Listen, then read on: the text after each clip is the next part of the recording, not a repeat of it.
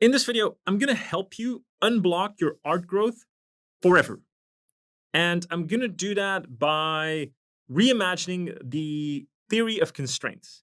Now, the theory of constraints basically dictates that a system, any system, whether it's a business, a sports team, your art skills, they usually have, or that system usually has one main thing holding it back. And that one main thing, that is called the constraint. Now, to put that in visual terms, and you'll definitely be able to relate to this, is if, let's say, we have a bucket, and that bucket is filled with all of your effort. This is all effort you're putting in. And that bucket funnels into what eventually will be your infinite growth. Now, what happens, and this is what a lot of people don't realize, is there's one main thing blocking the way. And here's the frustrating part. No matter how much effort you put in elsewhere, it will just overflow and never reach growth. And this is a very good visual representation of what happens in artistic block. Not art block as in I don't know what to draw, artistic growth block, or any block, essentially. So the reason this happens, you can imagine it as like playing a video game. And in order to reach the next level, you have to defeat that one boss, and you just can't defeat it. No matter how motivated you are, no matter how much time you have, you can't beat it. But you have to know in the first place, it's that boss that you need to beat. And that's what I want to reiterate in this video, is you need to identify, you need to ask yourself, what is the one thing holding me back right now? And this is going to be a lesson in brutal honesty to yourself as well. But it's also going to be a lesson in reaching out to the right people, asking feedback from the right people, just being open to exposing your weaknesses. From an artistic point of view, there will be a couple of constraints that you will face. Now, one of them will be obviously skill. The other would be time. Another one would be fear. Another one can be clarity, and exposure can also be part of it. Now, skill is obvious. You lack one fundamental skill that you're not seeing or that you're ignoring that is keeping you from growing, right? So that could be your blocker. Time could also be a big blocker. You're just not putting in the time. Fear is what a lot of you don't address, but it could be the one. Fear of failure, fear of the blank canvas, just fear of putting something on paper. And clarity is very related to skill, but it could also be, I don't have a plan. I don't know what to do next. I don't know how to tackle this. That's clarity. Now, before you do anything else, make sure that you click the link in the description and get our free ebook. This book is absolutely fantastic. Some of you won't even understand why it's free. We didn't need to make it for free, but we wanted to make it for free for several reasons. But one of the main reasons we wanted to make it for free is, one, it's accessible, and it just gets everyone that uses the book and reads the book, gets an insight into actually how we teach, our unique teaching philosophy at Artwod. It gives you an insight into primarily what you'll be learning in our Artwod Beginner Road and applying, and it will give you these aha moments into how we at Artwod make you intuitive at perspective, and how we really help you better to draw from imagination in a very approachable manner. So you'll get these aha moments of why we teach this philosophy, especially our staple unique approach to form manipulation that you won't learn anywhere else, on how to really look at form, how to be able to manipulate form that then turns into actual believable things that you can draw from imagination. We've supplemented some of our YouTube videos where you can go watch how we use these methods and principles and then create cool things. You'll get a really good insight into our beginner road and how to understand better what it takes to draw from imagination. And that, I think, we've done such a good job with this book, and you can get it for free. All right. Like I said, we don't need to make money from this book. I naturally believe that all the value you get from this book, you're going to want to practice that, and that will lead you to Artwod anyway. We sort of want to unveil some of the secrets we have at Artwod on how to better get people into learning to draw from imagination. That's what this book is for. That will naturally kind of give you a hunger to do more. as it should, because drawing is awesome, especially when you can do it from imagination. Click the link in the description, get this book. It's truly awesome, and it's free. And you need to identify for yourself, because these will be distributed unequally. So there's one main thing. That's what I want to say with the constraint. There's one main blocker right now. Now, the cool thing is that skill in most of the beginner artists watching this, it will be skill, because understanding that it's skill will give you clarity and should get rid of the fear of doing that skill. Because you should be, especially after this video, motivated to start tackling that skill and get on with it. So let's say that skill is form understanding or perspective, then you need to have that clarity, or you will have that clarity, and you will start doing it, or you should start doing it. Because that leads into, number one is identifying. Number two is then exploiting the constraint. Exploiting the constraint means that you really hammer down on that one thing. You need to destroy this constraint, right? That's the mission. You need to destroy that constraint. And that is what a lot of artists don't really understand. And it's not something that for most people comes intuitive. It's usually like I have this intrinsic intuitive feeling that I know I need to work on my weaknesses, which is very similar to what I'm saying here. It's like I need to work on my weaknesses, and that weakness will help me grow.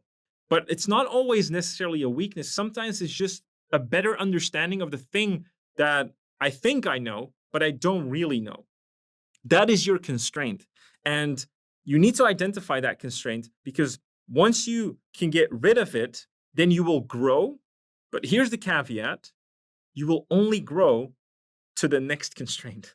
So once you remove this one, another one will take its place. Now that sounds demotivating, but it shouldn't be, because like you will grow all the time if you have a mindset in place to always get rid of that constraint. If you always get rid of it, more and more effort will continue to funnel into your growth. It will not overflow, and there will be almost no useless effort. Because this is what happens a lot of the times, is that people run into doing a lot of useless stuff, things that are not useful for your growth right now, not later. And I feel like this is a related problem that a lot of us have, not only in art, but in our relationships, in our job, in our finances. A lot of the times, what we deal with is future problems. Especially a lot of you here, beginner concept artists, aspiring concept artists, students, you're a lot of the times living with future problems. How do I get hired? How do I get the job I want for the thing I want to do in life, which is drawing? It's a future problem if you still can't draw. And this is a very exaggerated one, but it happens a lot of the times. It happens in business as well, where people are too concerned with, well, but what if that happens? Yeah, but right now that is happening and you're not addressing it. And so that's what you should focus on. And by focusing on it, it will also give you the clarity you need to just focus on the thing you need to focus on, and growth will happen naturally. And the more you grow, I mean, I don't have to, I'm not a wizard saying this, right? The more you grow, the more your likelihood is to achieve the thing you want to achieve, right? Because if you have infinite growth, you'll just become the person, the artist you want to be. But you need to understand how to unblock yourself. A third part of this is that, you identify the constraint, then you exploit it, and then you also subordinate everything else to that constraint. Meaning that if your constraint, if you identified that I need to be better at perspective, if you identified that, great. Now you start focusing on it, fantastic.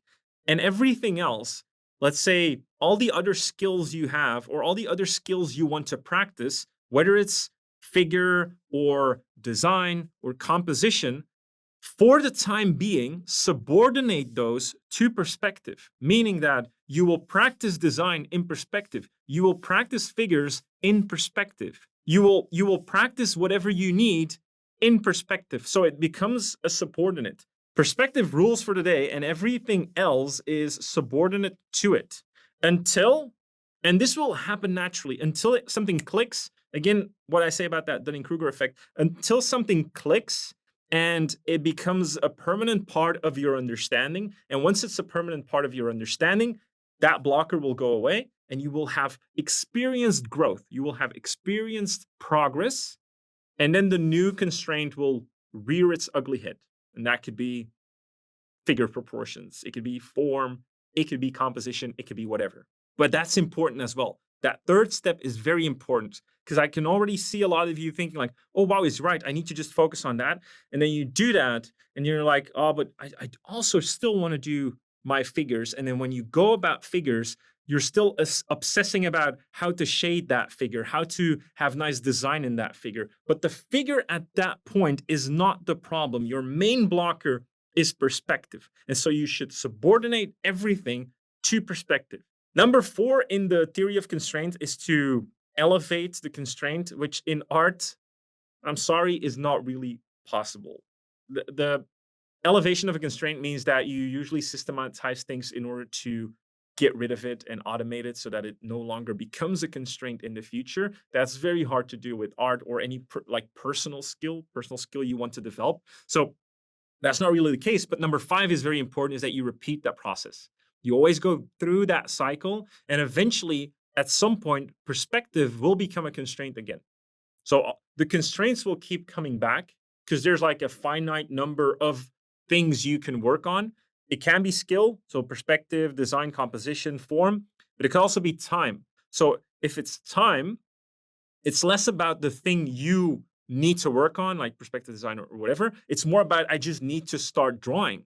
That might be your biggest blocker of the day, is like you're not putting in time to start drawing or to start learning that new skill, whatever you want. This is more of a general video, but of course it's an art channel. So I'm subjecting it to art, but it goes for everything.